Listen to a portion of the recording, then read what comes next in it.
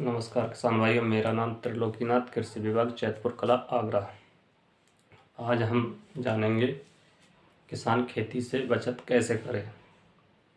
सबसे पहले हम जान लेते हैं आज के प्रेजेंट टाइम में किसान कौन सी खेती कर रहा है। तो किसान आज के टाइम में प्रेजेंट टाइम में रासायनिक खेती कर रहा है और रासायनिक खेती से क्या लागत आती है उसके बारे में हम जान लेते हैं। 1 हेक्टेयर खेत में रासायनिक खेती की जो लागत आ जाती है वो लगभग 30 से 35 हज़ार रुपये की लागत किसान की आ जाती है। Urea, DAP, zinc, sulphur, potash, कीटनाशी दवाओं, बीज और जुताइयों के आधार पर लगभग 30 से 35 हज़ार रुपये की लागत आ जाती है।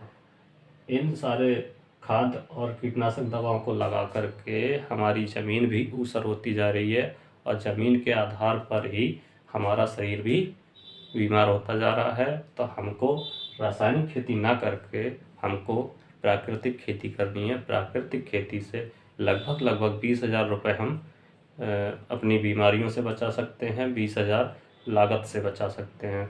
तो जानते हैं कि प्राकृतिक खेती से हम बचत कैसे करेंगे। प्राकृतिक खेती करने के लिए हमको ये जो हमने लिख रखा है, इसमें खाद है और कीटनाशक दवाइयाँ हैं।